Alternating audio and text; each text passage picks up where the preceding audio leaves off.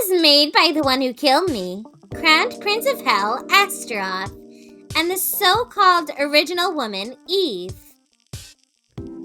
I could guess Astaroth, but I was flabbergasted at the revelation of the other person. Eve? Yeah, at least she treated me like a comrade. Well, maybe more like a pawn, I guess? So then you think they made this Samael too? The girl shook her head, rejecting my idea. I don't think so. I mean, this is an alternative version of Tokyo Babel. A completely useless world at this point. Why would they waste their efforts on having a mock Samael guard it for no reason? Even Astra and Eve were scheming something together. The plan would probably pertain to Tokyo Babel, or heaven.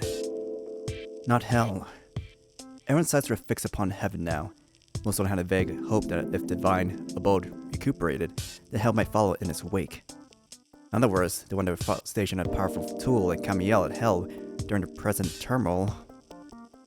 It's neither Astaroth nor Eve, nor anyone from Pandora. In other words, there exists a third party scheming something else completely.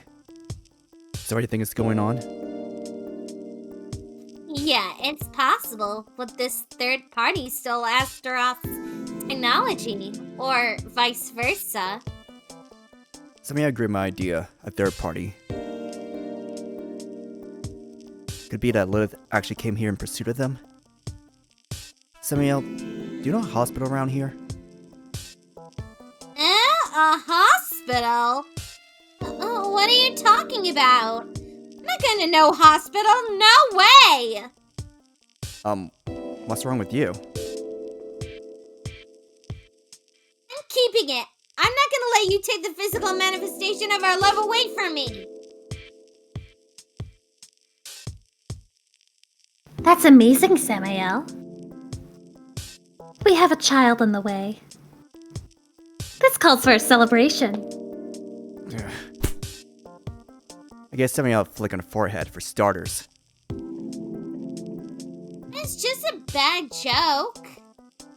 So you were self-conscious was in bad taste. You still went along with it?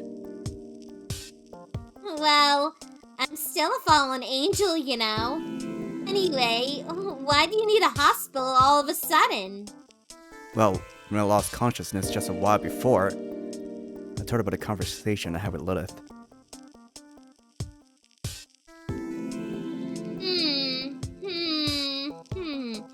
So it wasn't like a mirage or a dream or something?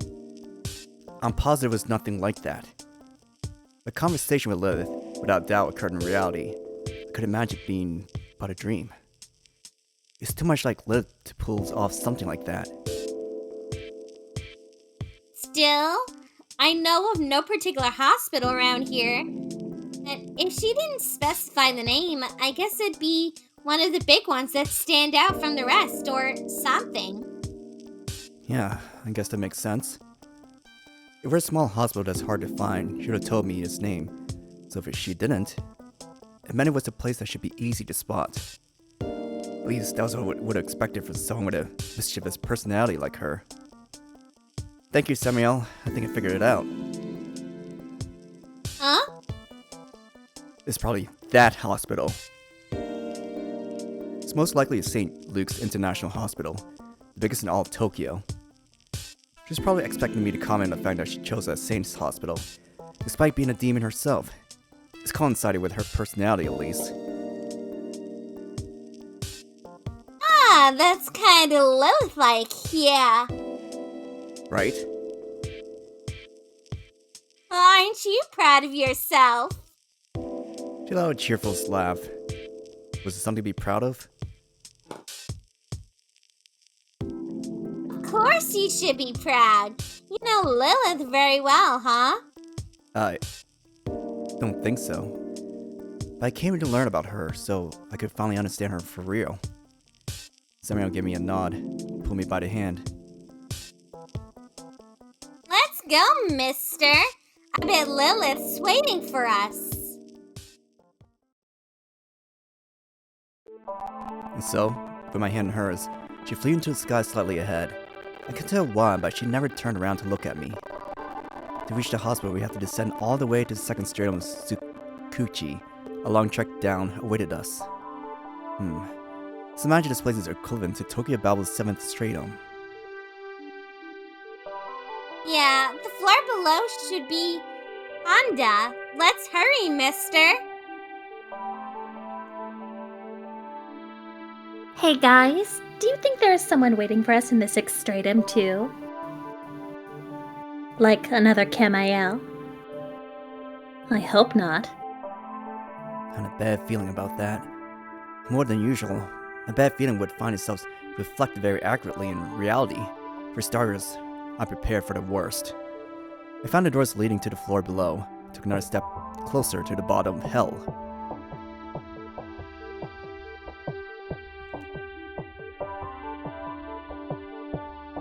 This is worse than I imagined.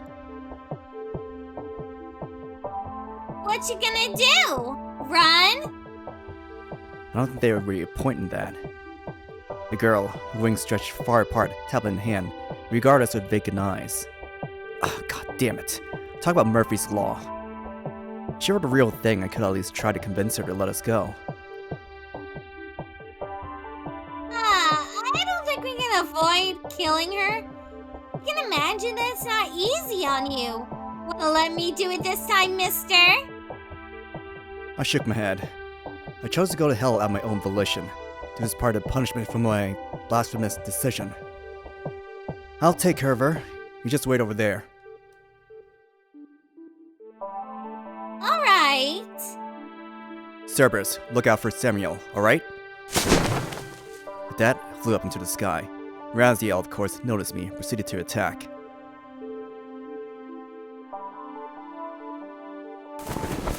I discarded sentimental thoughts and concentrated on taking her life, preferably as quickly as possible. I didn't want to store my memories for their blood.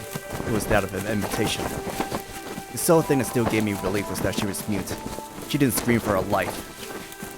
I felt as if my heart would burst with each consecutive strike. Thoughts stalled my movements for a moment, and she didn't miss that opportunity to take a chunk of flesh on my shoulder. My opponent was Raziel, one of the 7 highest ranked master angels. The herald of God's secrets, possessor of incredible magic powers. Definitely not a foe to be taken lightly. Don't slow down. Keep your eyes on your target. She's a fake. Kill swiftly, if you're not a hint of regret. I summoned a silver line with the Piketty sword, extinguished the flames that the fake Raziel launched at me. She froze for a moment. I didn't miss the chance. Given to my fighting spirit and killing intent, abandoning cautious thought. Swung my sword. I caught her by the neck, severing her head from her torso. She fell. I ground my teeth, the exercise left a terribly bad taste in my mouth. I couldn't feel happy about my victory in the slightest. Are you alright, mister? I want a break. I let out a sigh. Then let's rest for a bit. Look, there's a cafe over there. She pulled my sleeve, but I refused her invitation. No, we should hurry on. I think I want to make it harder to bear every stop now. Yeah. Okay. So complex. Those interpersonal relationships. Interdemon relationships. Leaving a 6th stratum behind, we pressed further on. The 5th stratum, the 4th stratum, the 3rd stratum. We ran into familiar faces on each and every one of them. Belial, Lucifuge, even Astaroth. Later, a few other copies of Samael and Raziel appeared again. And killed them all. I condemned them in mockery, eradicated them for blocking my path. Oddly enough, though I ran to Adam and Eve here, no copies of Lilith and Samael ever showed up. Samael gave me a pained look, but she needn't have worried. Everyone I killed was fake, a mockery of their true self, if felt nothing like killing the real ones.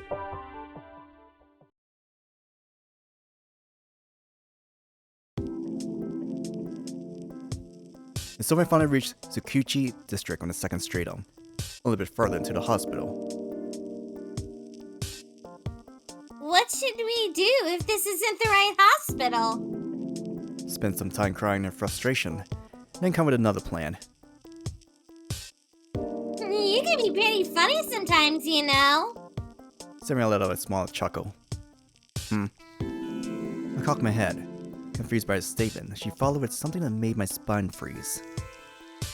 You've become a lot more casual. Almost felt like I was talking with Lilith there.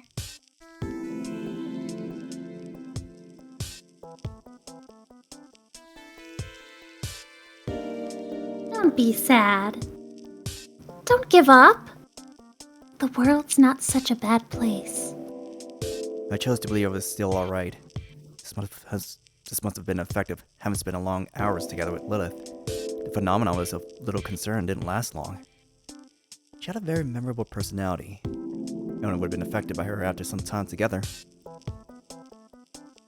Don't worry so much about it.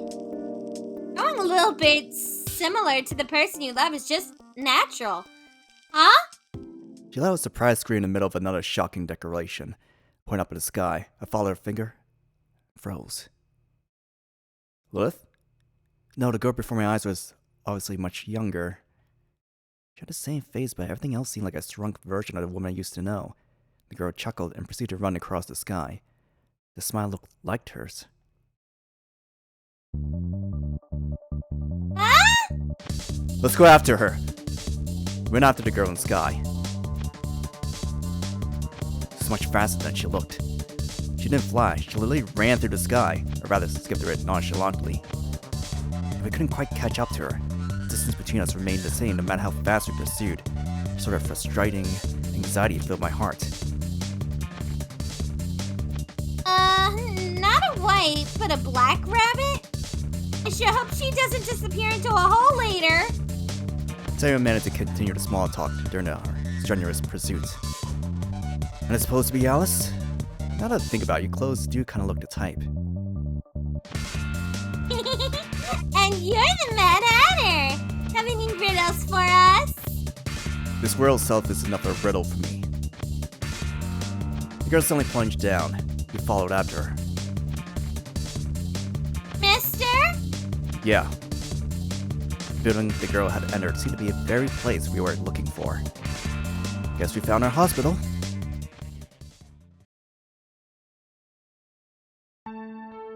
Complete silence surrounded the white corridor.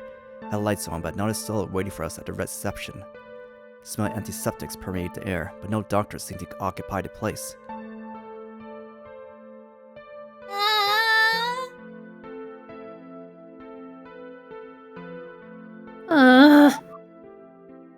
Two grimaced. You want hospitals? I hate shots! I hate when it stings.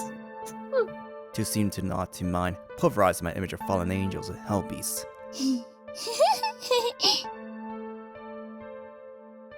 I spotted a girl skipping down one of the hallways. Went after her, but as I rode up the stairs, that I saw her ascend, she seemed to disappear.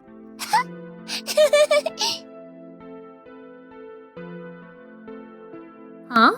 Where'd she come from? I stopped. The girl's now at the opposite end of the corridor. She gave me a light chuckle, changing directions. I dashed towards her.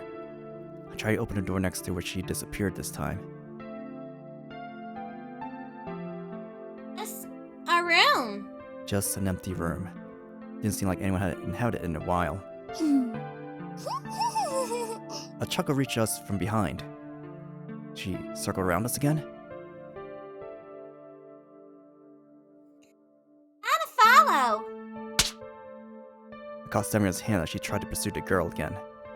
Wait, calm down. I don't think it's possible to catch her. I don't know if she's Lilith or not, but I can see she's making fun of us.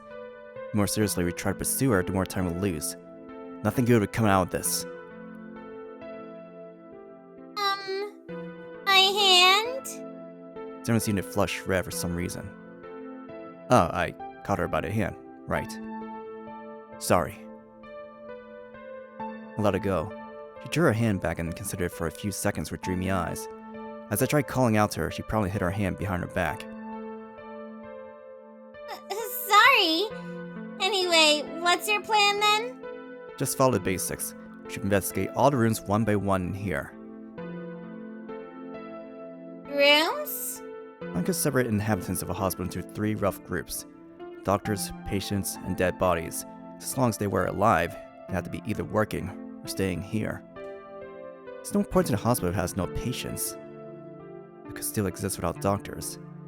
If someone was hospitalized here, we would, of course, eventually find them if we investigated all the rooms in the place.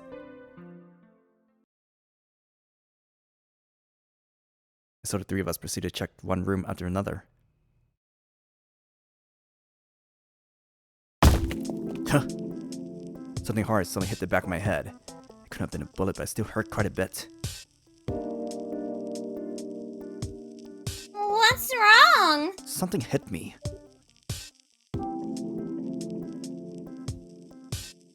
This thing? Cerberus poked a rock with his paw. I picked it up, feeling its weight. It was heavier than it looked. Huh? Iron ore? Look over there. Seeing a tug on my sleeve, the girl glared at us from the opposite end of the corridor. Playfulness completely gone from her countenance. Now she seemed rather irate. Let's just ignore her. We're gonna play hard to get? Yeah, she will help us find our destination. My words proved true. For every correct turn we took, a rock would fly our way. She couldn't hide her smile whenever we got to go the wrong way. I see. I get what you're trying to do, but... Satsuna, is your head okay? Wasn't trying to insult me, it's just that my head ended up being the bullseye of a whole bucket of rocks before we could reach our destination. The projectiles were surprisingly heavy, with such speed that I couldn't react fast enough to dodge or block them. She was definitely enchanting them. I mean, they whizzed through the air like bullets and would pierce all the magical barriers I tried to set up. When I tried covering the back of my head with my hands, they started crashing to my back and buttocks, which made the torment worse. And so I had to give up and make peace with the pain in the end. The particularly vile thing about this whole ordeal was that she seemed to be able to read my mind to an extent, but always waited to launch a rock at me when I least expected it. Still, if all ordeals had to end, the moment we tried opening the doors of one particular room, a whole volley of rocks descended upon us. Even though the 2 didn't escape unscathed this time.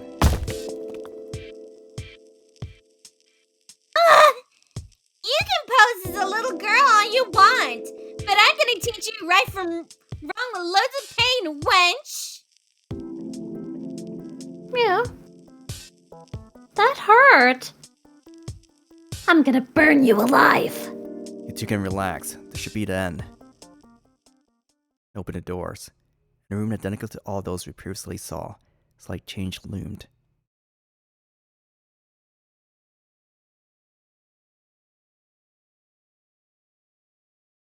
This me? Yes. Oh my, how unusual. Who might you be, dear guests? The girl in the bed raised her upper body, considered us with absent-minded eyes.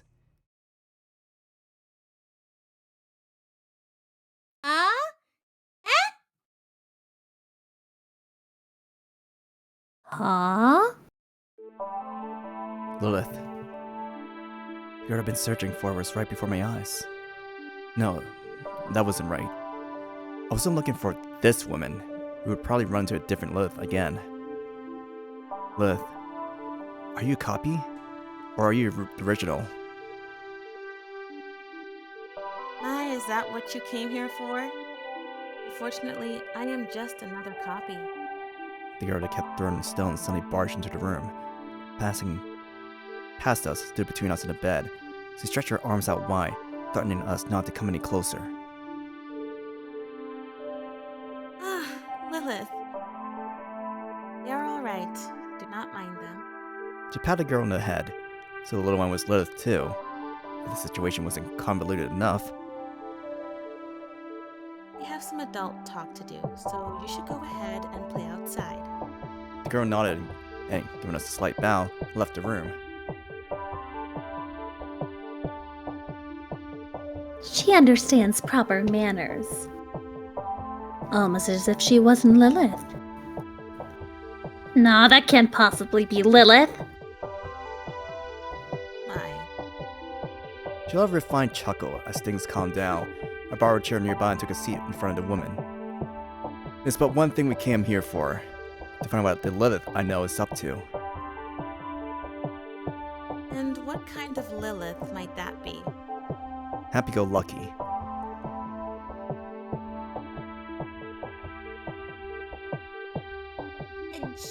A jester. A sadist. A masochist. Anything goes as long as it's fun. Oh my. Very exciting kind of a girl, I see. She let an amused laugh. She told us where to find our answers here. Answers? Can you tell us what kind of being you are in detail? What are you planning to do here? She read her hand to me very deliberately, cold fingers traced along my cheek. I see what is going on. She told me she would fight her fight alone, like a real hero or some shit. Quote her exactly. In truth, it seems she has friends like you. She made a content smile. She came here? She survived. She was alive. I knew she could not have died, but hearing a third person confirm her safety still filled my heart with a long-awaited relief. Yes, we Liliths come here to this place to meet our end when we run out of energy to keep on living. It's like a hospice of sorts for us. Hospice. Establishment caring for the terminally ill. So you're... Yes, we have lost our powers in exchange for developing individual personalities. Personalities? Hey, Mystery Lilith, what does that mean? A fine curl of the lips, and hid the energetic grin I was familiar with. A warm and caring, motherly smile. The two are definitely different. I could feel it in my heart. I imagine you would already know. We, despite being just copies and holograms, possess our own bodies and individual personalities. Our personalities start fashioned after the original, but, well, sometimes things happen and our disposition grows distorted. The death of loved ones, the death of despised, love. And once distorted, personality never goes back. At that point, even our raison d'etre diverges from the original. Truth is a daughter of time. Deception is a daughter of darkness. Lilith that has grown too close to the truth can no longer return to the darkness. Lilith holograms are in fact undefeatable. You could try killing or brainwashing them, but all you ever achieve would be another Lilith getting dispatched to your place. She couldn't perish. As they shared her memories, no one ever doubted that every copy was the same person through and through. But the truth was different. It was always a new individual that would manifest each time. They only wore a Lilith's skin. But, well, as you can imagine, us becoming individuals does not exactly suit her schemes. The original Lilith. She nodded, an obvious problem in the current theory. What does the original do once her holograms grow disobedient? Obviously, it is not something the original finds agreeable. They might still turn a blind eye to individual identities, but individual raison d'etres are... The question. Would be the moment her hologram would cease to be a copy of herself. Doppelganger. Yes, exactly. Lilith, with a full-fledged individual personality, would be very much that. Doppelbanger?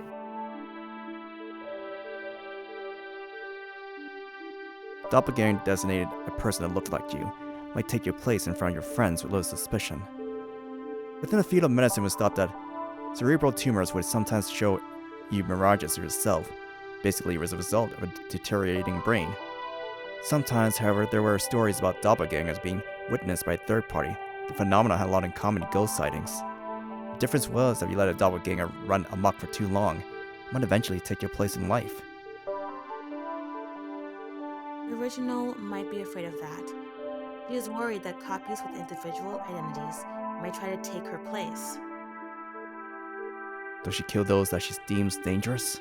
Up until now, we would either get killed by assassins the original sent for us, or flee to live in this place in seclusion after losing our powers. She pointed to the window. The young Lilith from before played outside with a few other girls of the same height. They are powerless, so the original left them alone. I myself do not have long in this world, so she never cared much about me. The Lilith I know. Lilith, you know, survived through battle. I understood the mechanism of how holograms could cease to be copies. What happened to Lilith I knew. However, I still have many questions. Why did she fake her own death? Trick the original, I presume. The original Lilith was connected to her copies through their very soul. The holograms were like individual users. The original was like a server. Information would flow towards the original, but not the other way around. If she spotted something odd with the personality of her copy, or the link to the server is suddenly severed, she would dispatch her assassin right away. He always worked with an angel by the name of Messenger. Remiel Thunder. Turning into a tool of murder, she reaped Liliths like wheat. After all, she was known for her speed, being lightning incarnate. The Lilith could only either fall to her blade or flee to this hospice at the edge of the world.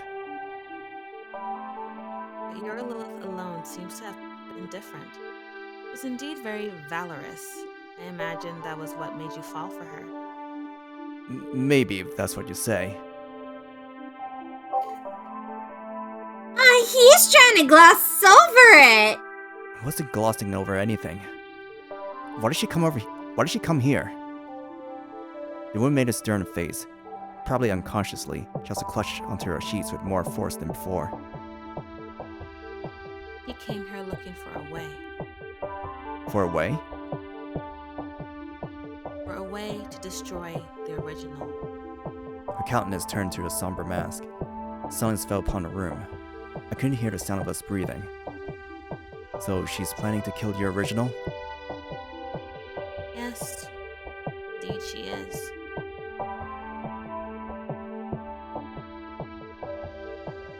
Whoa, she's thinking of killing herself?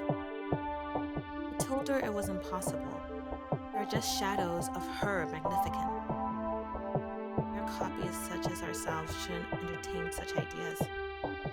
But she still went with it, didn't she? The woman nodded. Possible? Nah, actually, it shouldn't be that hard if you know what you're doing.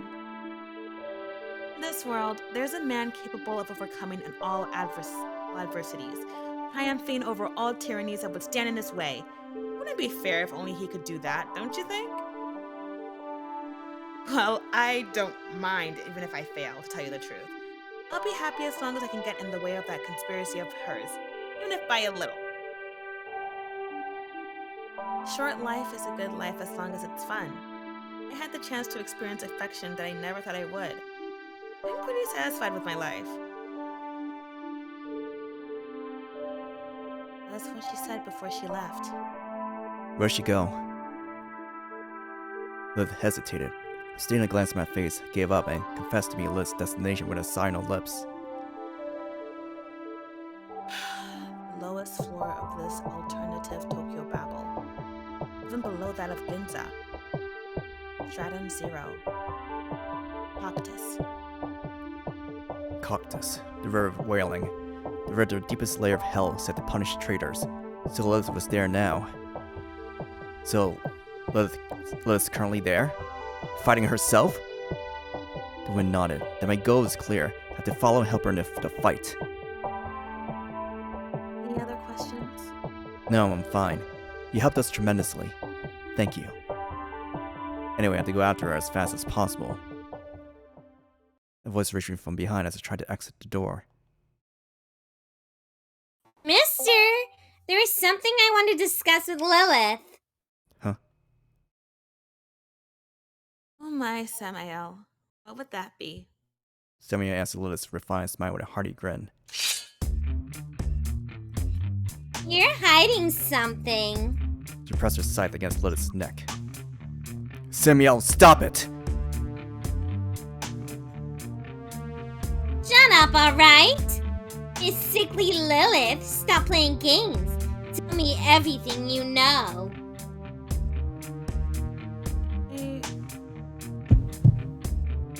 I heard a warning gulp inside my mind as Lilith parted her lips. Did I finally master the sixth sense? Was it already pre-installed within my cells? Either way, I felt a shudder so violent it almost crushed my spine. Just action over comprehension. Before a nanosecond could pass, I jumped forward, catching Lilith in my arms, and both fell prone on the floor.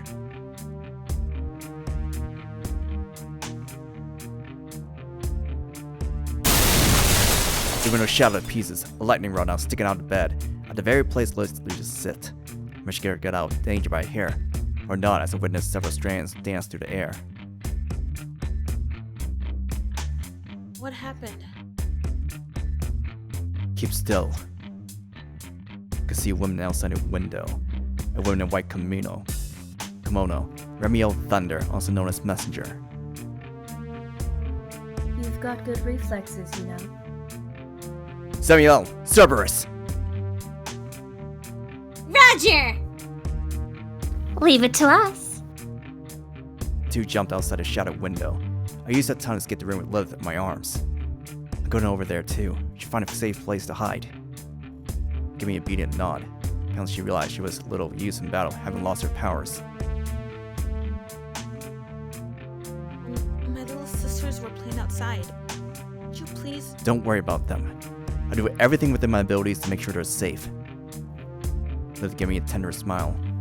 Looked nothing like the Lilith I knew. That fact filled me with an odd sense of loneliness. May fortune smile on you. Thank you. I returned to the room and jumped out the window. I could spot three vague shapes already waging battle in the hospital's airspace.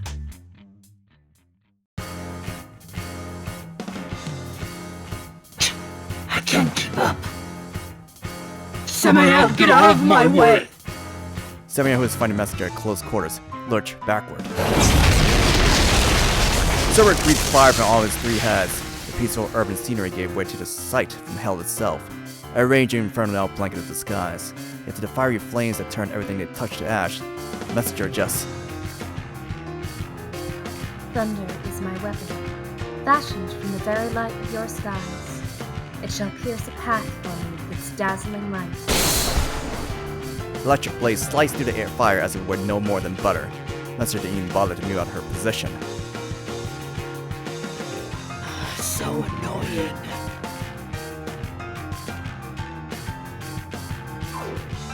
Master... Here, no, even above that. It's on the same level as the four Master Angels. And so resoundeth the Lord's divine decree. Messenger thrust her sword at Samael. She managed to parry it somehow, but that was it.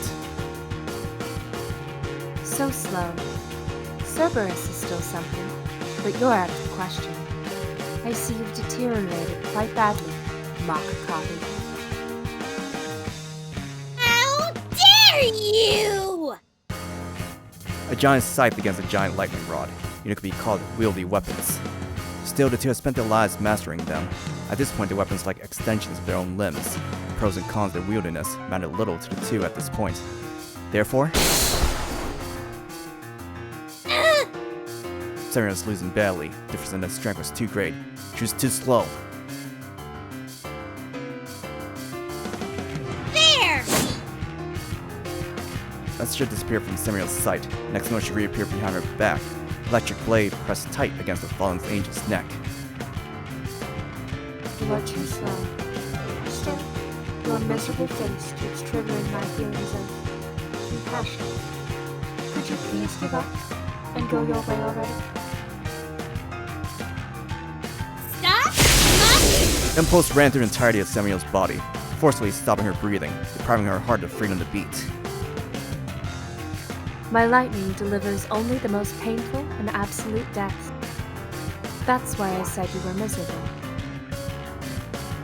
Samael! Well then, She probably thought to finish Samael off, but would never allow that to happen. O Knight of Lust, you shall be your armor against the condemner of sins! The mere night let his body shatter, countless shards scattered through across the battlefield, causing thousands of Samaels to appear in the sky.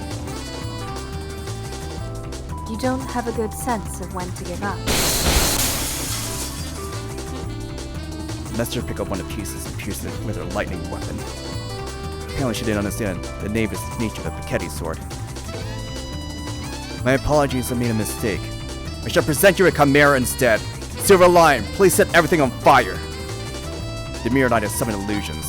The Silver Lion that neutralized all attacks with his howls. When combined, the two would form a mirror that, when shattered, would reflect all damage that came their way. I rallied when attacking my own. There was no attack to exchange words. I couldn't care less about what she was scheming at this point. In that case, given her powers, it would likely have been impossible to immobilize her with a non-lethal method. I couldn't afford mercy with such an opponent. Cerberus, bring Samuel with you and protect the hospital. Protect the girls! Setsuna, what about you? I took a deep breath. It would bring about the result of my desire with the words I weaved. I'll put her out of her misery.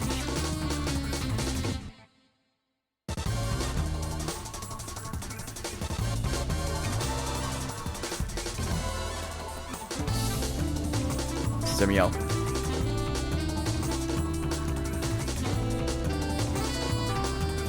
Cristina? Sorry, I didn't realize I was on mute.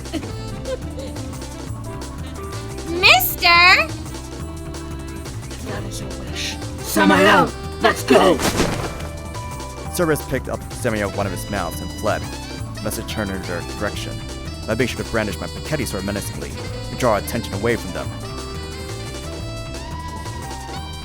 Oh, you're seriously planning to take me on alone?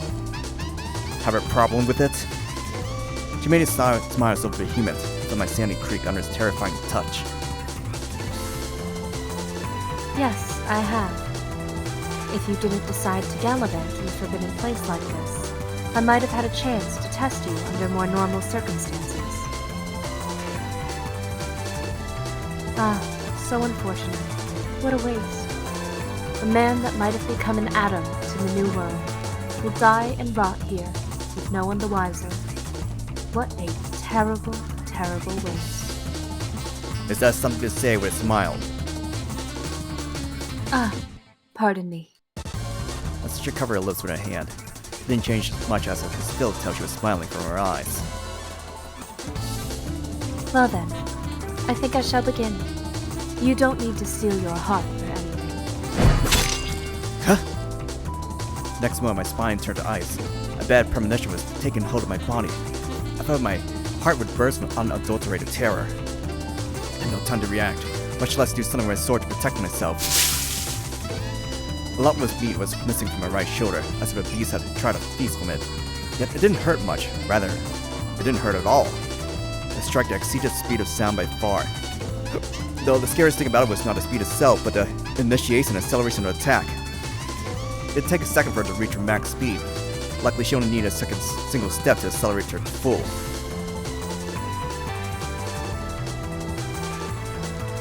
Ordering the nano machines to fix my ruined shoulder, I slowly turned around. Messenger had an eerie smile on her lips, but his sight surreal, as if I were trapped inside a dream. My right leg moved slightly. That alone was enough to turn my spine to ice again. I didn't fail to notice my reaction. By the looks of it, you've realized defeat is imminent, flinching at every noise. I merely need to initiate pursuit, and all you can do is stand there. You understand that much yourself, do you not? Yeah, I certainly did. I was in the middle of coming up with a countermeasure to break her lightning's flight. Your head shall fly next. You'd be wise to feel grateful for my angelic mercy that I decided to let you off with a single strike. I consider all the martial arts anew, one by one. I checked the techniques that masters among masters weaved under the inspiration of their unparalleled genius. I define, comprehend, and write the technique down to my very cells. A technique that was indomitable regardless of the opponent's speed. Read the moment Messenger stepped forward. She told me she would go for my head, and therefore, her moves were very easy to read. We knew how fast she could be, but also how predictable. I imbued my nerve cells with electricity from a Takumi-Gazuchi, let my Piketty sword fly into the air. I raised my arms, shifted my hands, and lowered my head. It should be nuts for a planned. What? An arguably mightiest swordsman technique to be born in the world of men. A move that no speed, no power could ever topple. The brainchild of the master swordsman, Kamizumi Nobisuna.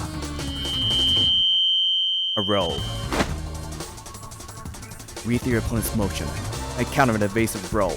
Dodging her attack, I caught one of her arms mid-motion, and wrapped around it like a snake.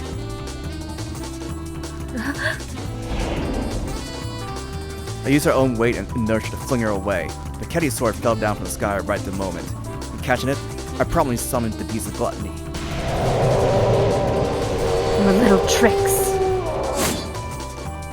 Purple lightning pierced the sky, splitting the giant beast into two. Astonished look in Messenger's face. Her eye, who was supposed to be hiding behind the monster, was missing. She couldn't find me neither above nor below itself. But then, where was I? Here! I jumped outside the jaws of the dying beast, covering the distance to her very bosom in an instant, beast's blood splashing around my wake. The sharp blade of my weapon fell straight on hers, giving her no time to counterattack. I proceeded to hack relentlessly. Messenger's attack were incredibly fast. Merely comparing them to lightning did them no justice. But they were lightning itself. Messenger, or rather, Remiel, was an angel of thunder, like Archangel Uriel. Alright, Uriel embodied thunder's power in the form of an all-destroying flame. Messenger took the form of a lightning blast instead.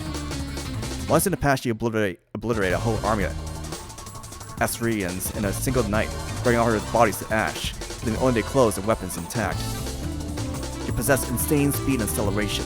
At this point, one could easily liken her to flight. Her name as the mercy of God was a phony exterior. In truth, she was among the most belligerent and destructive of God's servants. Flash counter.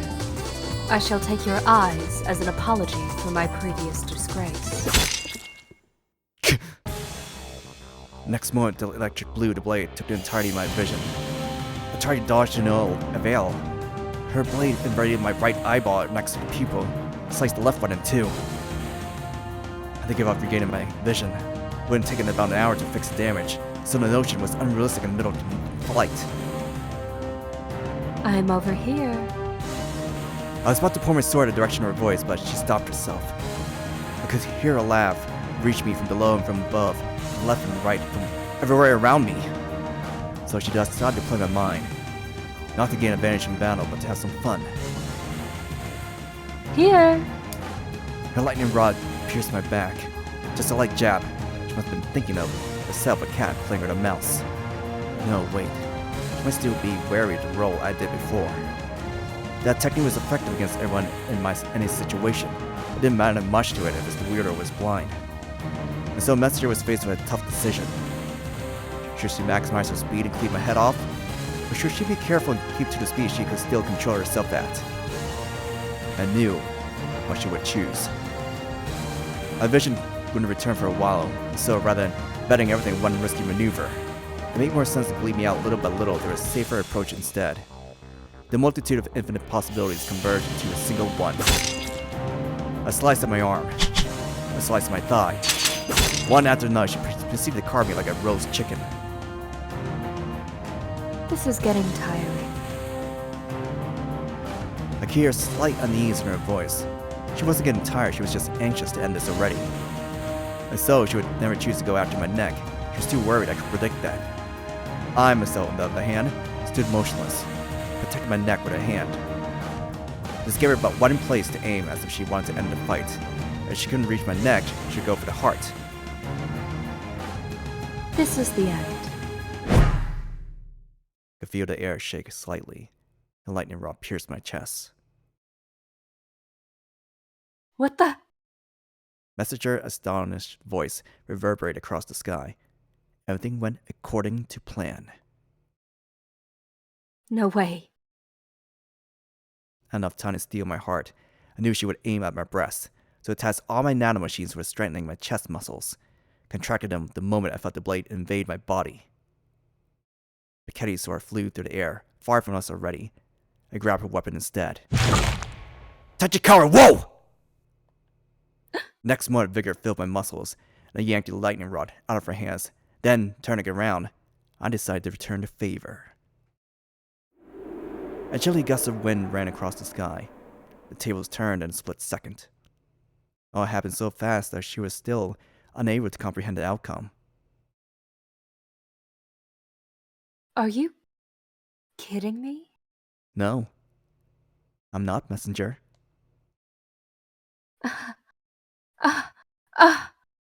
You piece of filth! The Countess warped into a mask of fury.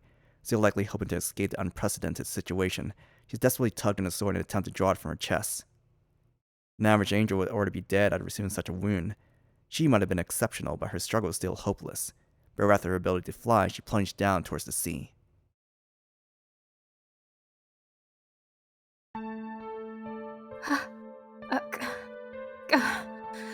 No! I refuse to die in a place like this. Still desperately clung to the lightning rod, sticking out of her chest. No. No! No! No! No! A weak, fading voice. She probably didn't have enough strength left to scream anymore. Another result from getting a sword out at this point would be more blood loss for her. Her internal organs must have been in tatters. There's no hope left in us suffering and pain. It wasn't the kind of torment one had to bear and through to survive. It's unadulterated pain that only tortures you before the inevitable end. Give up, Messenger. She looked at me with unbelieving eyes. Why? Why do I have to die in a place like this? A very fitting end for a traitor, you ask me. She was without doubt a traitor to this world. I betrayed so many. I went so far. I was supposed to reach transcendence. Transcendence? She confessed her reckless dream. The position of Archangel Michael. I was supposed to take it. It was supposed to be mine. I sacrificed everything. Betrayed everyone. Michael, Archangel Tagos, master of all angels, whose name read as, who is like God, she was envious of his prominence. I betrayed. I killed. And did everything for my dream. I don't want to die. I don't want to die. Please, help me. Help me! A shameful display. An end befitting for a traitor. I'm sorry, but I cannot help you. Messenger froze. I clasped her cold hand. I thought about leaving her alone, but realizing that would be too cruel in restoring her deeds, I decided to stay with her to the end. I see. The last hope, thus fixation on life, suddenly waned. I'm going to die. I gave her a silent nod. She overwhelmed me. She filled me with terror and a kind of veneration. I grew more afraid of her than even sin. She was just all too terrifying, she said, though she failed to mention whom she was referring to. She then looked at me with tenderness in her eyes. Tendo Setsuna, let go of my hand. But I'm not worthy of your warmth. Be on your way. You alone might. to place her shaking hand on my cheek, then lightly push at my chest. Be on your way. There was a resolved look in her eyes, allowing for no backtalk. I stood up in silence and, given a small bow, turned my back on her. I wonder if it was compassion or pity or Maybe it's something imprinted into the very human soul to make it so hard to leave the sight of someone's own death's door. Still, she refused my company. It was a kind of penance on her part. No one had the right to refuse her wish.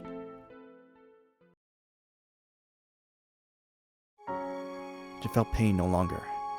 The torturous cold, along with the shivers, finally left her body. As the terror she felt for her imminent death dissipated, she was overtaken by idle thoughts. The plan was perfect. Her own death might have been accounted for, but she would be misguided to imagine that she could ever was a part of her schemes. That woman always acted alone. She never felt afraid of antagonizing and facing the whole world all alone. She was a powerful monster that could afford such a blasphemy. That was why she felt so attracted to her. Not to physical shape or ordeal, but to the unadulterated horrors she instilled in everyone's hearts. So she couldn't imagine a way to defeat her. Even her old lord failed to. A vile woman that didn't give up for thousands of years, scheming and scheming from the very deepest layer of hell. But it no longer mattered. There was no use pondering her any longer. Irresistible sleep overtook her, making her wish for little else. There's nothing else she had to do. There was nothing left for her to do. Having lost everything, she was now an empty shell.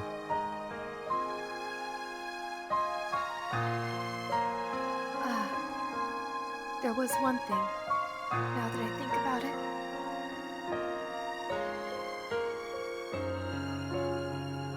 Frank.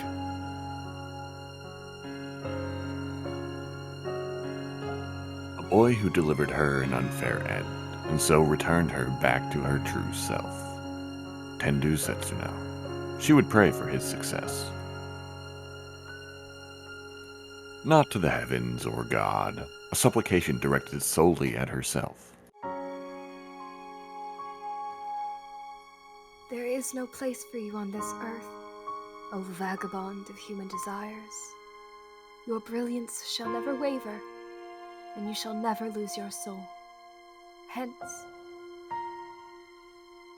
Her sight dimmed, her ears could no longer pick up sound, yet still, she continued her prayer with a wavering voice. You shall shatter eternity.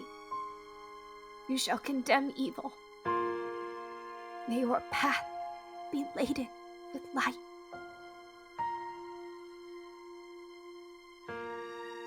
She could finally utter a prayer for someone. This tiny gesture, of course, would not change the fact of her abominable history, but at least she got a chance to do something for another in the very end. Thank God. There was nothing left for her to do. She did away with her hopes and despair. She had no regrets. She closed her eyes. She took her last breath. The taste of death was that of copper.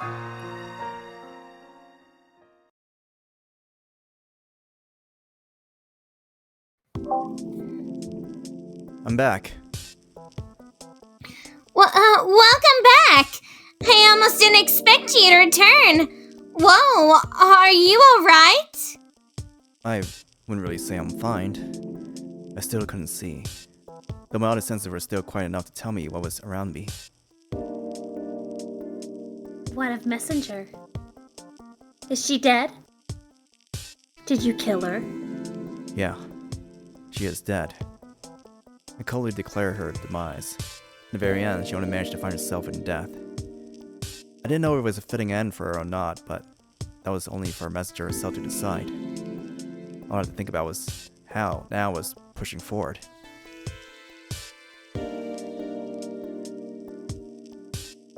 So this is what it ended up becoming. In that case, I have a confession to Someone moved in close proximity to myself. A sanitary smell of soap tinkled my nostrils. Lilith. So you did know something, liar. I hate liars. Samael. I cut the irked Samael short. He turned her face away from me in a grouchy display. What we know is something regarding the original Lilith. We know where and in what state she is. And also know something of her plan. Plan? Lilith let out a few coughs. And my bad manners. But could we please return to my room first? Samael? What do you want? I want is very simple. Are you planning to heal Tendo Setsuna anytime soon? Ah, Someone rushed to my side and covered my eyes with some sort of cloth. Probably a handkerchief. oh, this looks bad. I'm sorry. This should have been the first thing I did when I saw you. Don't worry about it. I made the Maanime machines synthesize some painkillers, so it doesn't hurt that much now. I'm not good at water magic, but this might do. Someone touched my eyes and suddenly something cold suddenly enveloped them. It was probably a healing spell at water school. Thanks. It's nothing. That's all I can do at this point. I mean, it seems I can't even fight properly anymore. She made a weak smile, realized that no words of mine could ease her burden at this point. Thank you. So I chose to thank her instead, so it could maybe lighten her mood that way, at least.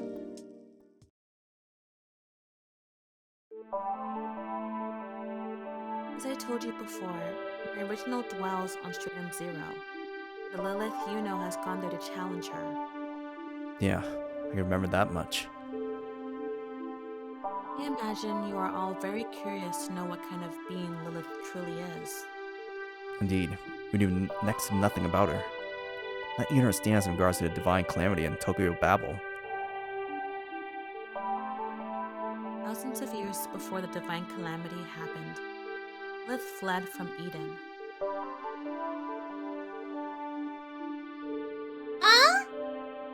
Samuel made an exasperated gasp. I couldn't help doing the same myself.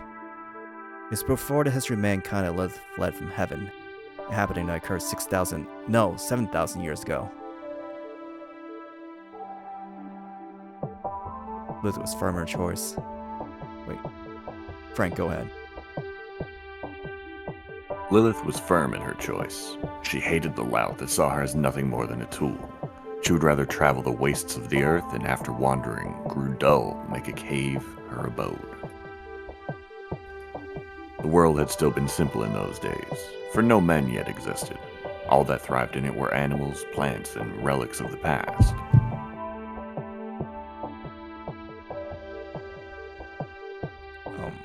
Go ahead, Frank. I don't know who that is.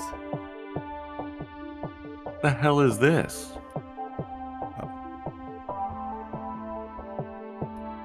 She reached out. All that filled her breath was sheer curiosity. She wanted to find out what on earth that thing was. The withered shard of a once magnificent being, a supreme existence shattered by the one and only true God. As she came in contact with it, her mind was overcome with relentless curses. She screamed. What was that dreadful thing? She had never met anything that vile before. That was the moment Lilith ceased to be human. The first woman to this world, and a witch that ruled over the night. She dwelled in the ruins of Edom, her back adorned with demonic wings, terrifying claws stretching from her feet, a vile being that cursed this world. Lilith, the demon. That was what she had become.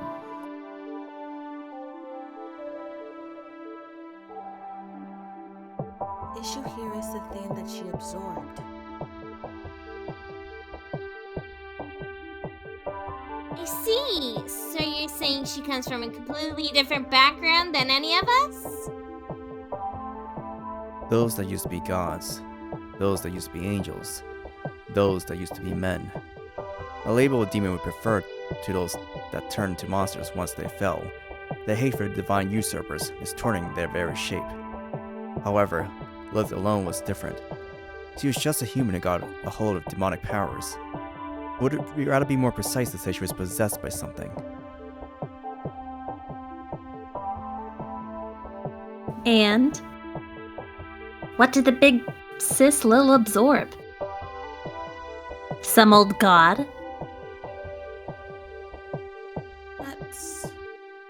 Liz made a troubled face and shook her head. Tell you the truth, I do not know. I imagine the original sealed those memories away as she made us. That doesn't help for shit, wench. Remember your stuff and tell us what's up without screwing around already. Samael, of course, used a chance to show her frustration at Lilith. I can remember a few vague things. Like bitterness. Bitterness? I was overcome by intense bitterness when she touched the thing. It was so bad it remained on her tongue for thousands of years. I'm glad you remember only the most helpful stuff. I have to agree with Samael on this. Anything else? I think she saw scales. Snake kind of scales or fish kind of scales? I think they were more like those of a snake. Samael made another exasperated sigh. Doesn't help at all. There are like millions of us that are related to snakes. Fallen angels and demons, for some reason, very commonly associated with snakes.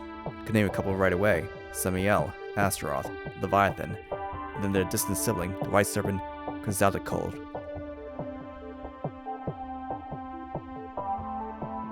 I think it also had horns and a tail. Have you ever seen a snake without a tail? Jeez. It's pretty rare for us to not have horns, too. Lilith agreed with a troubled laugh. Then she fell deep in thought and, after a few seconds, suddenly clapped her hands in an exclamation of sudden realization. And this could be just my imagination. I once, long ago, when I killed a mad angel, felt an odd sweetness on my tongue as I performed the act. Sweetness? Like something akin to sugar? No, a much more subtle sense of sweetness. Type you kind of get when you drink high-quality water. Whatever. So, what is that original of yours up to right now anyway? He wants to become God. Expected that much. But I do not know what she's planning to do after becoming the master of the world, unfortunately. He might want to destroy it, or maybe recreate it. Nothing that bodes particularly well for us either way from how it sounds. Perhaps it's not my place to say. Doesn't she just sound like a spoiled bitch? She's planning to snatch the world for herself without bothering to fight for it. How lucky for her that this divine calamity crap happened, huh? Actually, the situation is a little bit different. Huh? What part of it? We're misunderstanding Samael. He was the one who caused the divine calamity. And when the room froze, you almost hear the stagnant air creak. Lilith, who was back to her sitting position on the bed, gave us a tender look and suddenly whispered, Believe. Huh? What? Huh? What the hell was that? Lilith made a mischievous smile. This is another power that Lilith has. Power of the Whisper. Whisper? That's all? Simon made an exasperated face. I didn't show her my face, but I felt her frustration. What good is it? Wait a second. Yes, just a whisper. Well, I can only whisper in the ears of those relatively close to me, but... I finally comprehended the true meaning of this revelation. I froze in shock. No way. My idea couldn't have been true. For what it was... Lilith, what's the range of original's whispers? Confidently smiled. Understanding its meaning, I felt awe sensation momentarily vacate my body. I think her whispers should be able to reverberate anywhere in the world, but also in a way that those that heard her would never suspect it was her. Eh? Ah? Ah? Apparently Samael too realized the true meaning behind her words. Cerberus meanwhile cocked over his 3 heads to the side. Yes, and she certainly whispered. The ears of angels, the ears of demons, the ears of humans, the ears of God. Is that what you want? Are you satisfied with what you have? Whispers warped this world by making its people quarrel, murder each other, oblivious to the fact that the dreams they harbored in their hearts weren't their own. That is why she is so terrifying. All everyone needed was just a light push by her from behind to unveil their hidden faces, would have otherwise taken to the grave in peace. All men had at least one ambition, simmering in their heart. A young man that couldn't help loving a fair maid of little years, a girl that couldn't help lusting after her own father, a man that could only experience elation through the pain of others. She whispered and pushed their backs. Give in to your desire. How many could resist the voice of their own desires, ceaselessly tormenting them from within? That is why the Lilith you know steeled her heart to end her. Yeah, I see Lilith doing something like that. She'd do it while grumbling, making exasperated sighs, and smirking cheekily end to end. Thank you. I can certainly see the situation better. I'm glad to have been of help. I imagine you too will be going to Stratum Zero. I nodded. I knew her tricks now, there was nothing to fear. More importantly, I couldn't leave Lilith alone. Thank you for everything. I hope you and the girls will be alright. Well, come here and visit us again when the festival is over. She tenderly smiled, a fleeting dream, knowing that I would likely never see them again, and gave her a nod. Yeah, I promise I will. But for now, farewell.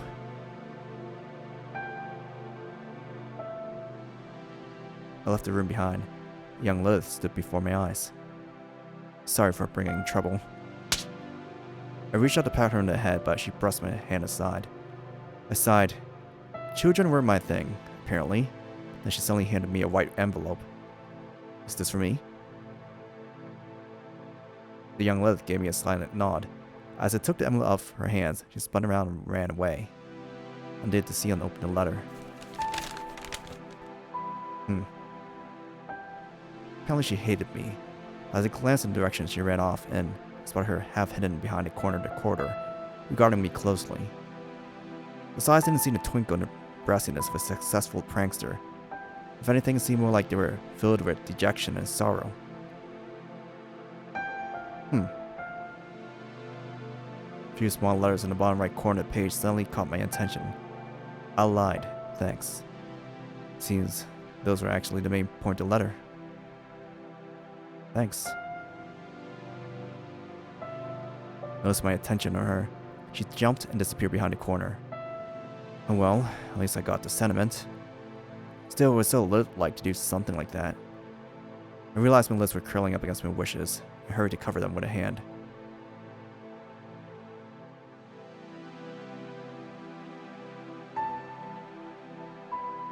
Samael. Setsuna left. Let's go already. Right. Anyway, Lilith. Bye. Bye, Samael. I am sorry for forcing you of all people to listen to that. Still beats saying clueless like a moron. Not that it didn't piss me off. Hendo Setsuna. Please support that man if you can. He's the last hope for mankind.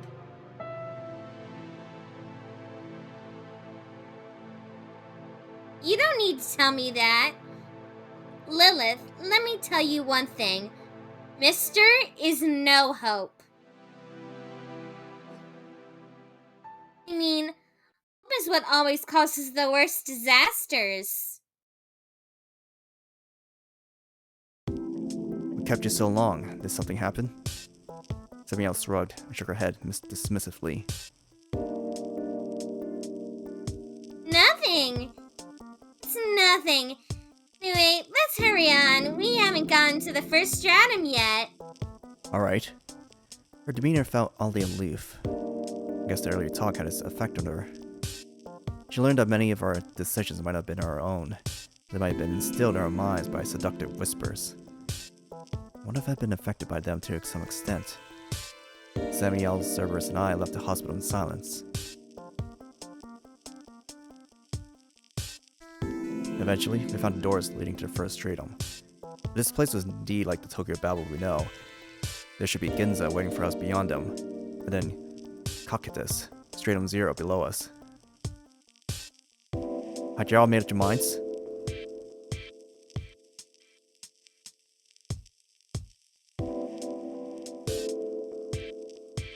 Sure. Samael, what about... Samael gave me a resolute look. I'm sorry. I think I'm out. Took me almost a minute to comprehend what she meant. You're out. She gave me a nod. I froze with facial muscles, so as not to betray the sense of sorrow and disappointment that overtook me. I see. Cerberus, you should come with me too. Huh? Wait! Who are you to decide that?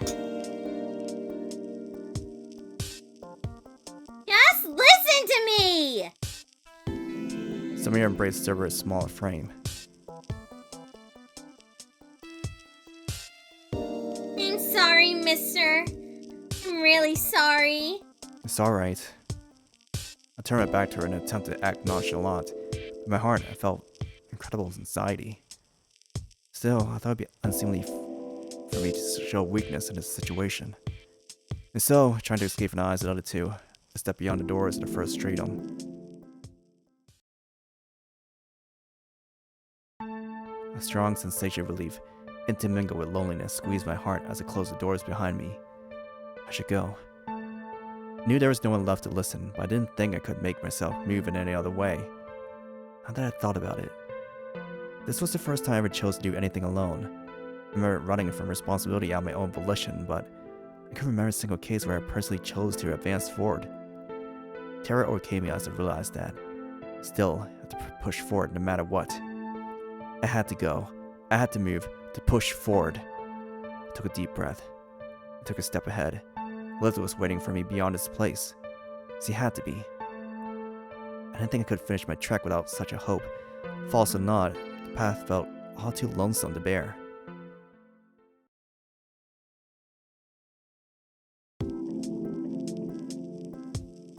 What are you thinking, Samael? I admit that Lilith's confession was shocking indeed. But how does that connect to leaving Setsuna all alone? Or did you suddenly get cold feet? Answer me, Samael. It's the least you can do for me. Cerberus growled, without even trying to hide the animosity from his voice. Samael shook her head in silence. It's not like that. I didn't get cold feet or anything, and I didn't grow tired of being at his side either.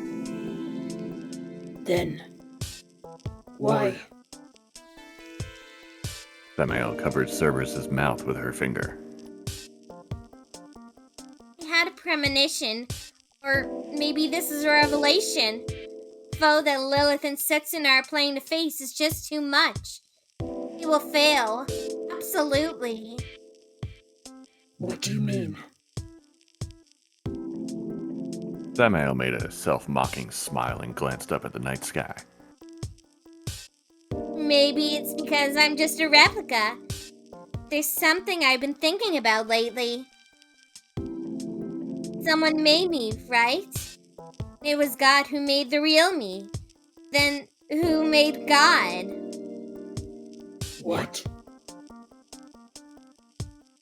God made the world, so wouldn't it make sense if there was suddenly someone else to make a God too, right? Then, did he just appear out of nothing?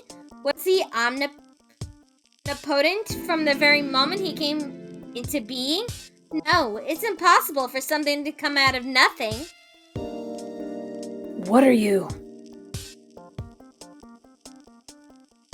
So I came up with two hypotheses. One is that when God was first born, he had no powers. The other, that it's a lie that God made the world from nothing.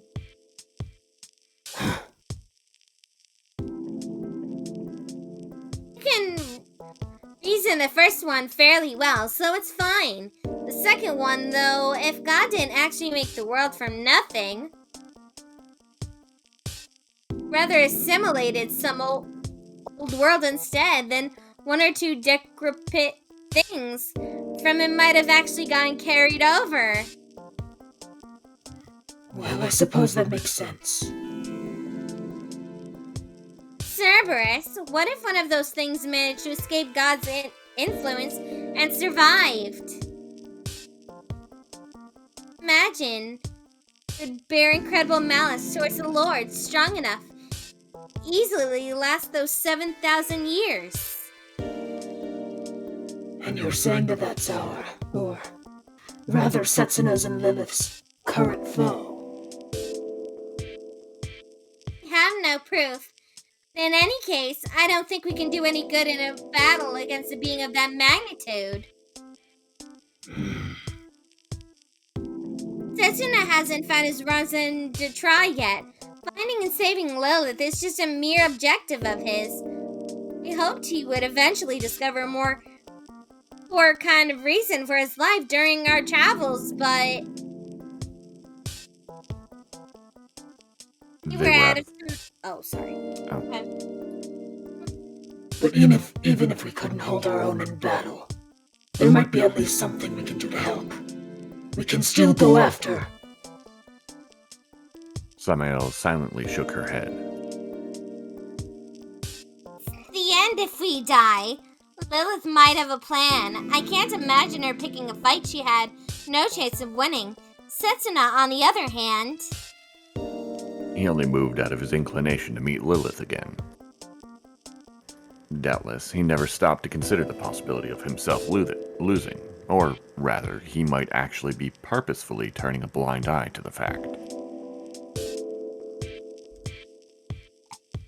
So egocentric of him. I wonder if he still hopes to lay down his life for his master. He should realize there are many who would shed tears in case of his passing. Are you one of them? Samael cocked her head slightly and weakly smiled. That was what she would have liked to ask herself. Could a fallen angel like her still produce truthful tears? I don't know if I have a tear duct. I hope I do. In any case, we have to think of something for Setsuna, who seems to be walking straight into his demise. Samael considered Cerberus with a resolute look. Cerberus, as a hell beast, wasn't one to cherish beauty. But nonetheless, he thought her disposition dazzling. Let's go back, Cerberus. Might be a holy relic or some cursed article that has the power to the souls of the dead to this realm and Astaroth's stash.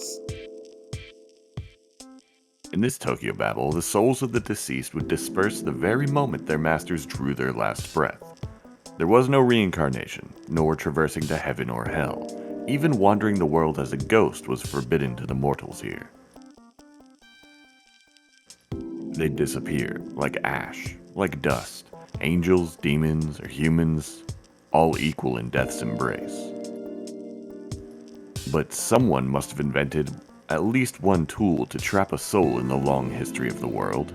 At least she could vaguely remember some angel or demon using a power like that.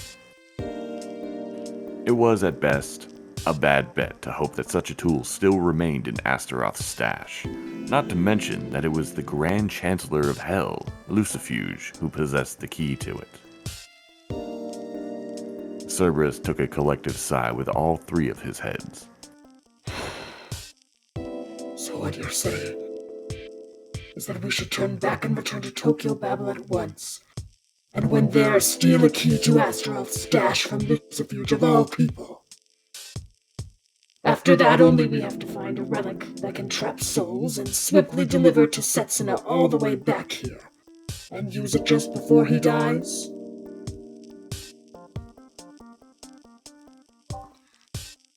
Doesn't sound very easy when you put it like that. Cerberus uttered a fiery sigh. A broad, fearless smile flashed across all three of his faces. I'd say it's impossible. It's impossible, but we have no other choice. It certainly would have been less troublesome to just accompany Setsuna to our deaths. Good grief. Cerberus crouched down low and indicated his back with one of his heads. Mount me, Samael. It'll be faster for us both this way. Use the time to think. Think about what? How to save Tendo Setsuna, you dimwit! Alright, I'll do that. Can't say I'm particularly good at thinking about stuff, but I'll try to figure something out. Samael hopped on Cerberus's back. Let's be on our way.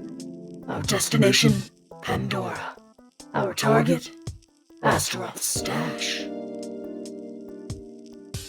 Cerberus let a howl to the sky and lurched forward as if it were the legendary red hair itself.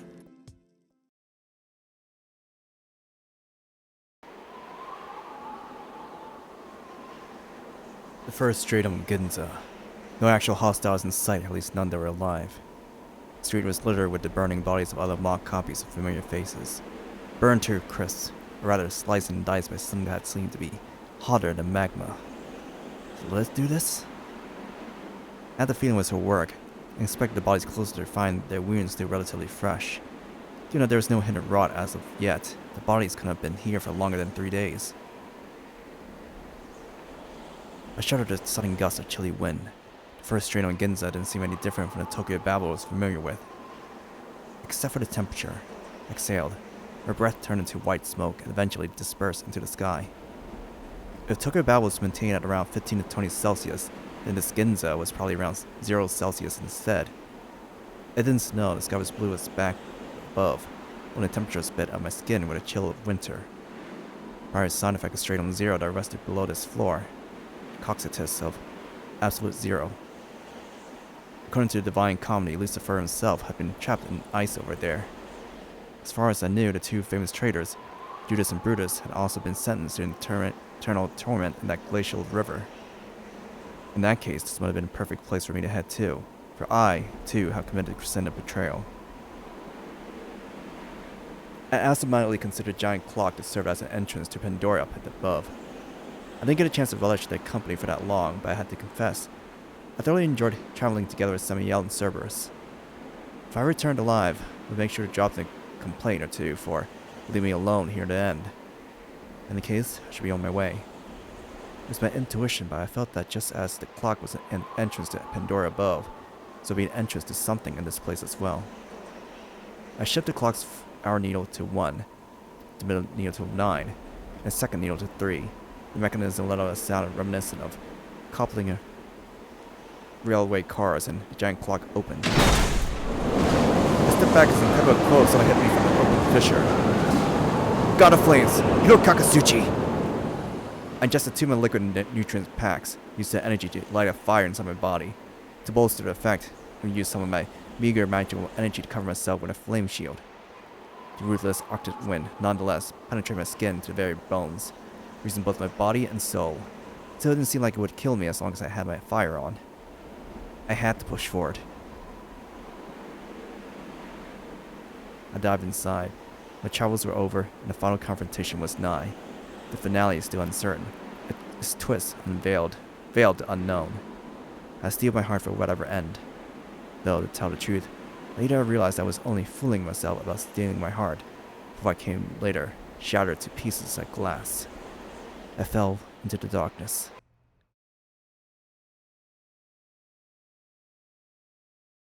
Eventually, the Arctic wind began to lose its vigor, and I finally spotted something other than impenetrable darkness inside my field of vision. I emerged from the gaping hole in the sky, landing on the solid earth. I stood up and surveyed my surroundings. I spent the majority of my time in free fall, imagining what kind of hellish land waited for me ahead. This scenery, well, it certainly didn't disappoint. A river black as coal tar ran across the barren land. I stooped and tried touching the dark liquid. It was freezing cold. Not a sense of temperature, it was my heart that felt the chill, not my skin. I felt gruesome pain trying to trap my mind from inside.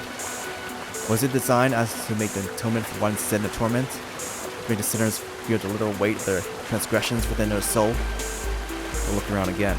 Cliffs rose around the sides of the river, stretching beyond the horizon to the far lands unseen. I took a closer look at giant rocks, spotted something engraved on them. The face of blasphemous, blood-chilling, vile-looking beasts. The first were surrounded by giants, looked down upon by their opposing eyes. Well, but my personal feelings mattered little in the present situation. I spotted a small boat fastened to the decrepit pier over yonder. I drew closer and jumped on it, undoing the rope tying it to the pier. The moment I did that, the boat lurched forward. A scene I didn't need to row. Not a single shadow in sight. The citadel must have been tormented by the icy touch of the tar river seemed to have vanished. Did I move somewhere after divine calamity? Or could they sank down to the bottom of the river for eternity? No demons around either. One day all escaped the place once I realized hell started flooding.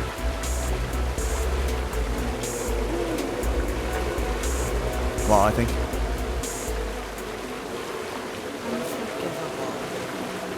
a curse buzzed in my eardrum. I ignored it, choosing to believe it was a figment of my imagination.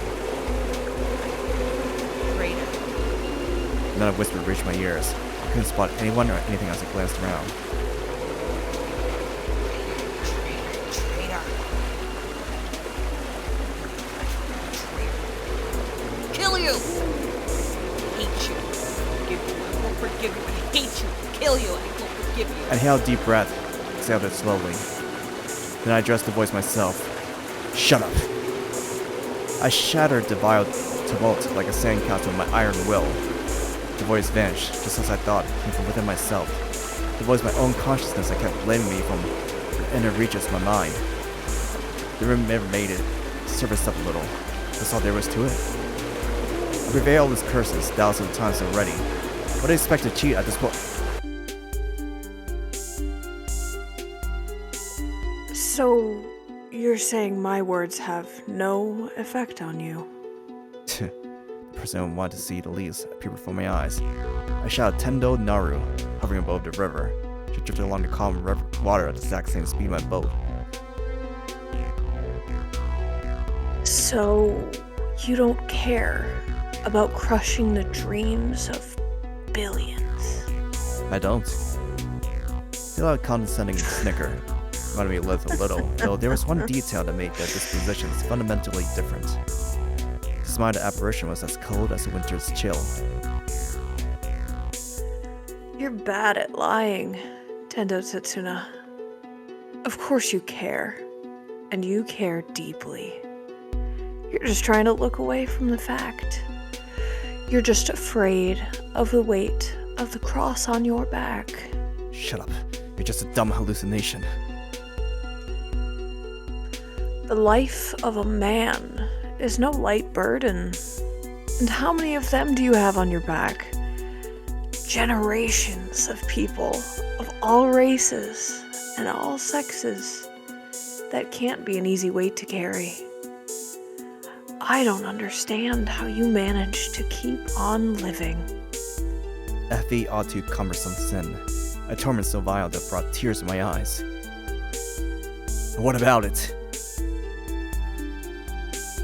Do you truly believe yourself sane? Aren't you just a prisoner, trapped in your own mad mind, unable to bear the weight of the billions you ruined? You might have just gone insane. I'm perfectly sane. Really? I have a hard time believing anyone could remain so after being exposed to the extent of malice you were. Not to mention the persecution of the hopes you crushed. Silence. She was right. No one could possibly remain sane in my shoes. Indeed, this is the perfect place for you to meet your end. Casitas, the river that freezes the bodies and souls of traitors and hypocrites without prejudice. I came here to save Lilith. Are you certain you haven't, in truth, come here to die? I haven't.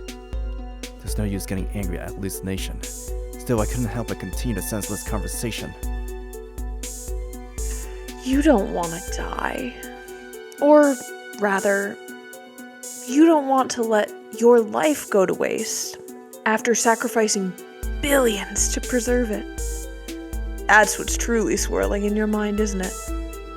Having the nastiest part of my heart exposed by the very person I would have least liked to do so was an incredibly torturous ordeal. With that cross to bear, you finally found yourself in this place, the River of Traitors. Is there a better place in this universe for you to meet your end? As long as I can save her, I won't mind. I gave in. I started looking for a compromise with the hallucination. I couldn't die yet. That's no good. The billions are yearning for you to die in regret instead. Keep going. We shan't let you have your dreams fulfilled. You shall die in despair, and despair alone.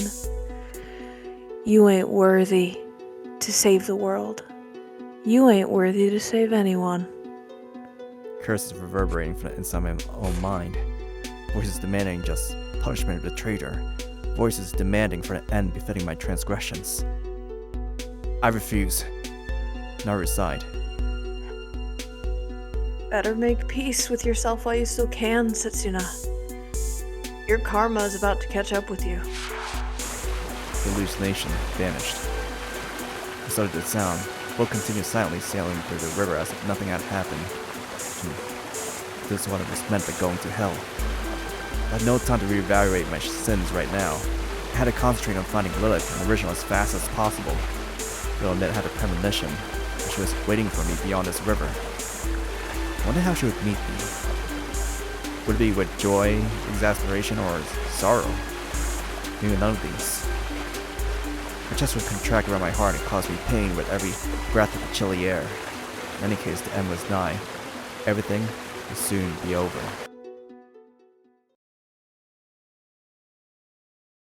Let's go back in time in a couple hours to make the situation a little bit clearer. Oh. Phew, that's that, I guess. Frank. A crimson light flashed and vanished into the darkness, the flame of a sword in Lilith's hands. Damn! Storming the enemy's turf can sure work itself out if you just give it a little push. I don't know if I should call myself vindictive or just incredibly stubborn at this point. She smiled to herself. The mangled carapaces of ancient demons lay at her feet. Each was a monster easily at the level of a demon lord. Not opponents that Lilith could possibly defeat under normal circumstances. If things went as usual, she'd have been dead before being able to say, huh, after running into those beasts.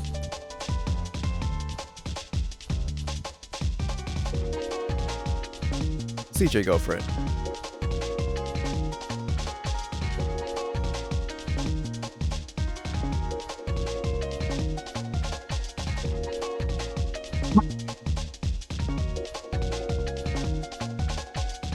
You're not coming through? No, I didn't hear it. Wow. A beauty with curled hair shivered in the corner. Say something? It's impossible. You can't have this much power. Ah, well, yeah, I guess that's a natural reaction. I'm surprised myself. She pointed her sword at the dying demoness. It possessed a resplendent hilt, along with a blade veiling insurmountable magical power. A blade that exuded too much divinity for a demon to possess. What is this? Oh, you've never seen it before? I thought it was said that all demons that laid eyes upon its glorious power lost their wits. She made a mischievous smile. The demoness realized her words proved to be her end, and it was too late to... Sword of the Master Angel Knight. Ultimate weapon forged in fine flames that would leave naught but ash of all and everything. It stood in the trajectory of its swing. The very sword that Archistrategos Michael clutched when he commanded God's legions in the field of battle. Exceeding Tendu Setsuna's Pekati sword in raw magical power, it was the strongest weapon that the angels possessed, one that they saved as their last trump card. The demoness opened her eyes in astonishment. Why would you have a weapon like that? Well, a lot of stuff happened. And yeah. She mischievously smiled again. It was no biggie, she just borrowed it from Adam. Perfect. Still, it seems you really didn't know how it looked. Yet, it's a sword that all demons are familiar with. Suppose that makes you... She made a hyena-like smile. someone from the times eternal, dating even us. The demoness likely existed in the age prior to the dissension of the divine god. She fell with his coming and now had been reimagined again. Exactly like the other mocks that Tendu Setsuna fought slightly above. The demoness made a sour face, but left no comment on Lilith's statement.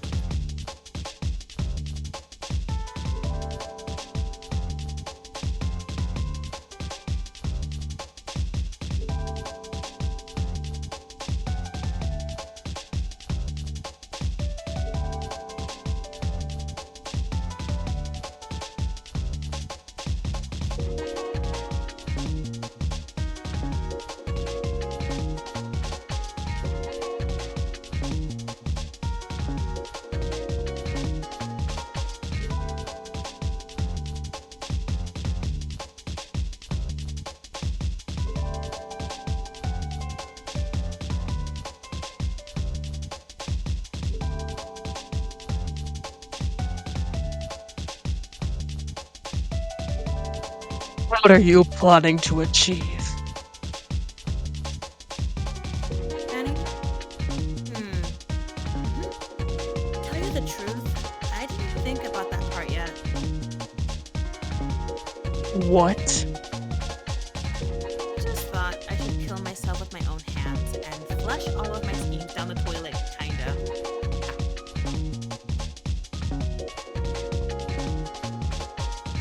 Such insolence for a copy!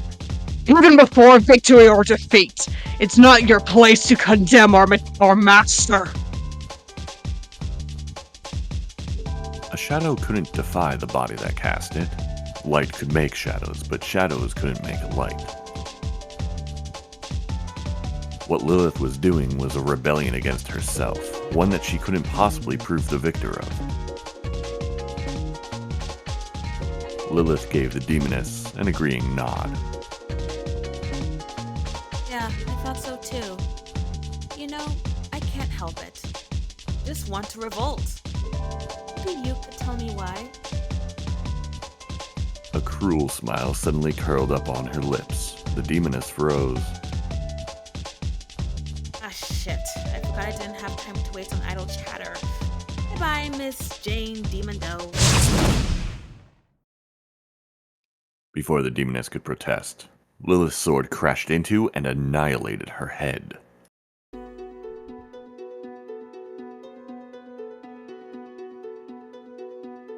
Oh, I'm getting a total final boss vibe around here. It's kind of funny how my own self is actually my biggest and strongest foe, too. Lilith thought back to her trek to this place for a moment. She slaughtered countless demons on her way. None of them were much alike. Half-beast, men with scorpion tails, women with curled hair in red dresses, a giant gray hound. Dog called me mother, didn't he? Talk about being obsessed. Her vague hypothesis would surely prove to be true in mere moments. By the advent of the vilest of monsters that created many a beast, including Lilith herself, and maneuvered the world according to her desires from the depths of hell. One of the ancients that God supposedly vanquished, a withered monster that was forbidden to surface in the annals of history. And hence, even Lilith herself had trouble imagining what her original would be like. She took a careful step forward, almost creeping on her tiptoes. She wouldn't be here without a great load of luck that happened to follow her in her schemes, but it was faking her own death that finally turned the tables.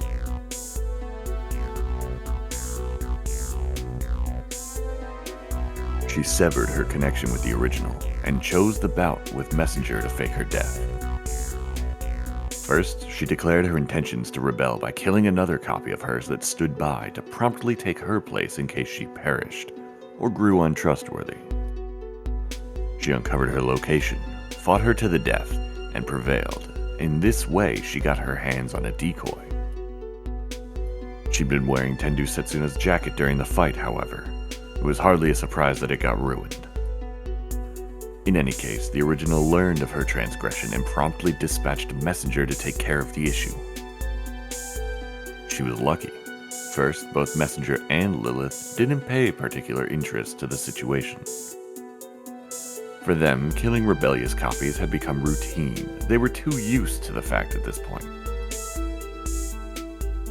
Messenger, as per orders of the original, assassinated Lilith on the third stratum. She didn't suspect that she was an illusion. Messenger informed the original of her success right away, and so the witch promptly severed the last ties she still had with her rebellious copy. No matter how many Liliths died, she could make as many new ones as she wished. In other words, she didn't think much of them, and that proved to be her undoing. Not a single other copy had ever figured to fake its own death, till now. Second, her innate abilities at creating illusions has exceeded almost every single Lilith, short of the original that came before her. Just a regular copy could never have possibly turned herself into a body so realistic as to fool everyone, even her own killer. But this Lilith could. At this point, she could easily make anyone believe a bomb to be a delicious apple. No one would ever be able to tell it was an illusion up until they bit into it and promptly ascended to heaven. That's how good she was at her craft. With those two exceedingly lucky outcomes combined, they seemed to have attracted each other, like some 5-clover magnet.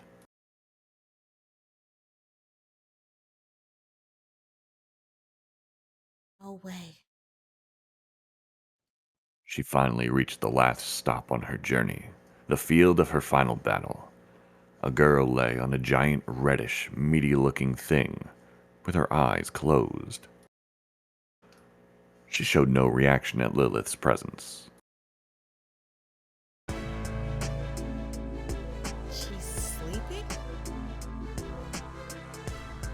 Lilith, by sheer luck, seemed to catch her original completely unawares. She gulped, Victory fanfares that she never in her life dared hope to hear echoed in her head. She didn't hesitate. There was no one there to call her cowardly, and she wouldn't have cared if there was. She darted forward and vaulted up, targeting the neck of her foe. She'd cleave it off, then split the head in twain, destroying the brain within.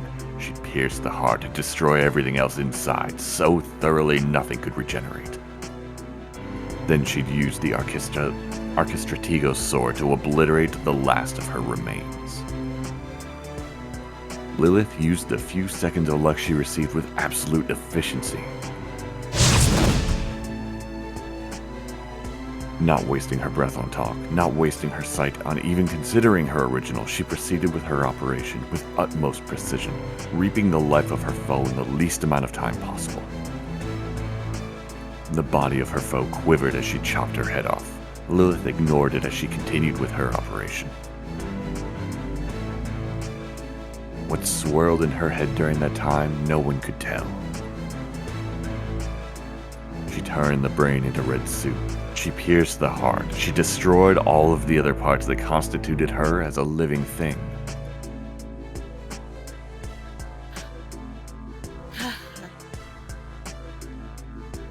She had no time to waste. She still had to scorch the remains to ashes. I order you, in the name of Michael, ashes to ashes, dust to dust, may sin itself surrender to your purifying flames of divinity. Basically, just blow all this shit up. Oh. Mighty flames erupted from the tip of her sword, raging like a powerful solar flare. The gray lumps of meat changed to black ash in an instant. Is it over? Apparently, it was. She fought her instinct to fall on her knees and inspected her surroundings instead. An empty throne the color of blood. The original probably ordered her miserable slaves while resting on that seat. Too bad you've missed.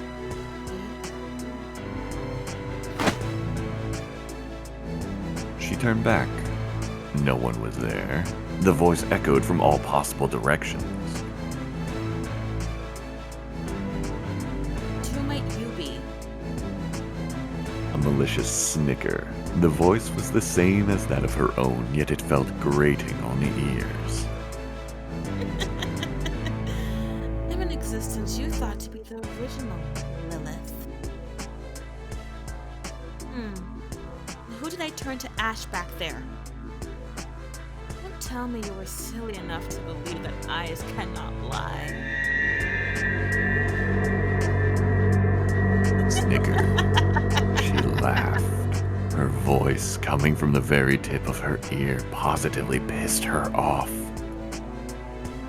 You outdid yourself coming here, Lilith. You found individuality and coveting a raison d'etre. Reached my throne. I have nothing but admiration for you. I can do nothing but praise you.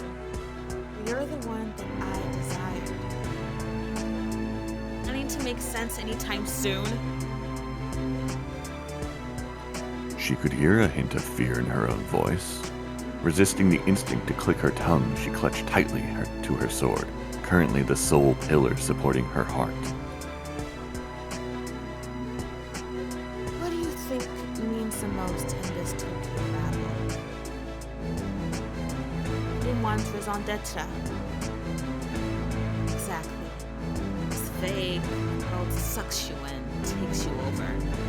Because if you can't find a raison d'etre to justify yourself and find it instead. The meaning of one's life, the reason to exist. The inhabitants of this world couldn't even cling to God for such matters anymore, for even the Divine Father had fallen. They had no choice but to tread this land, trusting their own 2 feet alone. And wouldn't you agree that to attain ultimate power would make the most sense to seek the strongest of bodies, strongest of hearts for yourself? I get the feeling I know where you're heading. Her laugh reverberated in her ears, almost as if it were coming from within herself. You've discovered a raison d'etre and thus returned to my abode for one reason alone. Become self. I see. Makes sense. I grew individual consciousness and decided to destroy you, which ends up translating, taking your place, huh? She didn't come here out of her own free will. She danced to the tune of her mistress all along. She sighed.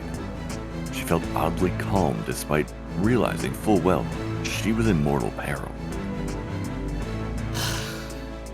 So, how about you show yourself already? I'm gonna put you out of your misery for real this time. I'm already inside you, actually. The world turned upside down. Her heart creaked and burst under the pressure. Her body couldn't take it and broke apart. Her skin separated from her as if flayed, her insides spilling out. Nay, that was a mental image. She sustained no actual damage. Her mind alone suffered the full brunt of that assault, her very soul trampled under someone's feet. Well, Lilith, even you once had a time when you felt the hate, like hating all and everything in this world, didn't you? I shall grant your wish.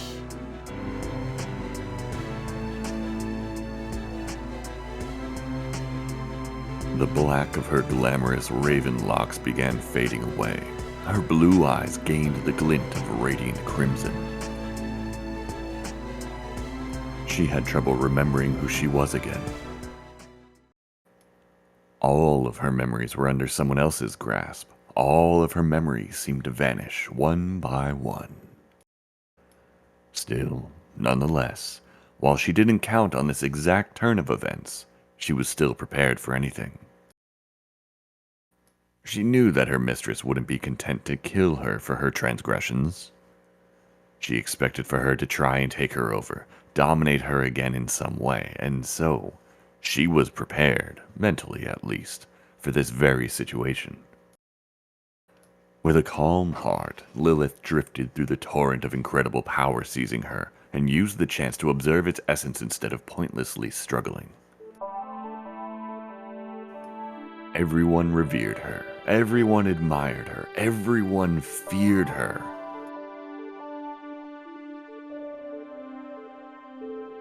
Were those my memories? No, they're hers, I guess. Looks like a scene from before the written history. Beings predating our god. Interesting. She continued to drift along the tar-black space. And from time to time, a memory of her mistress would pop up before her eyes. Dragon? Snake? This energy. She made Earth? That's a scale of power comparable to the Lord himself. I see. Kind of suspected this, but yeah. Lilith dived further down to the core. This is a bit tough on the skin. The world below had been polluted by hatred and hatred alone. With every inch she pressed onwards, she would be overcome with maddening itching that soon turned to pain. If there was the smallest gap in her defenses, her mind would likely end up crushed under the pressure. Understanding that full well, she dived further into the mud. She'd think of him when she felt weak. Saving the world for his sake might not be that bad an idea after all. She doubted many Liliths, if any at all, ever chose to live for love of all things. Best you wait, Setsuna. Another memory of undiluted hatred, a carcass of the Empress whose ardent will survived her body rotting away. She smiled and touched a piece of that flesh.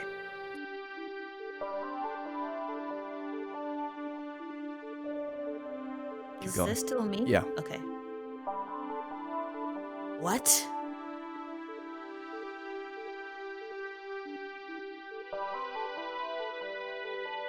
Keep going, Lilith. Okay. O Ancient One, art thou scheming to absorb me, to use and discard me like a golden calf? I might be as well. Found you?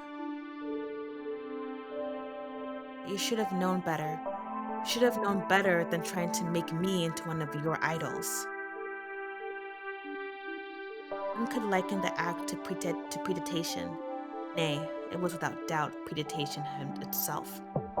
However, under the laws of nature, it was always the strong that devoured the weak. Yet, Lilith was doing the opposite. Keep going? Yeah, I guess so.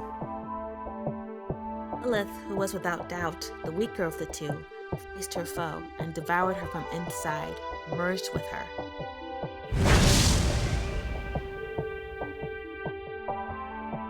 Frank. A violent tempest swept through the land, Lilith at its center. The convulsions ceasing, she resumed a straight posture. She was supposed to be expunged from her vessel, but she was still here, self-possessed. She opened her eyes. She sat on the throne, her lips forming an ambiguous smile. She took a deep breath and exhaled in it white fumes as if discarding the last remnants of the no longer necessary soul. I see. So I'm the base and you're just my undiluted malice. Interesting. Very interesting. But well, you certainly had a lot of hate in you, didn't you? The human shape that looked kind of like Lilith made an exasperated face. She now had so much hate welling within her, she worried she might burst apart. You've refused to perish to nothingness. You've refused to degrade yourself and become a beast like Leviathan did. Sacrificing even your own body, you've become just a clump of condensed hate, merged with Lilith. You've spent thousands of years planning your revenge. Hate. That alone was your sole raison d'etre. The girl stroked her own white hair. Ugh, damn, you're so half-hearted, you know. It's all fine and well to hate, and I can admit it can be a raison d'etre just as well. What's the point of hating the world itself? It would still make sense to have that hate directed at a particular someone. Even God himself, if that was the case. If she wanted to kill God for his transgressions against her, she might as well have got on with it. But that wasn't the case with the thing possessing Lilith. She just hated all and everything with no actual target in mind. That's why her hate swallowed all of creation, to the destruction of the whole world. She thought of nothing else, failing to realize that the end of the world spelled her own demise as well. So sad. Aren't we lucky that I'm now here to give direction to that malice of yours?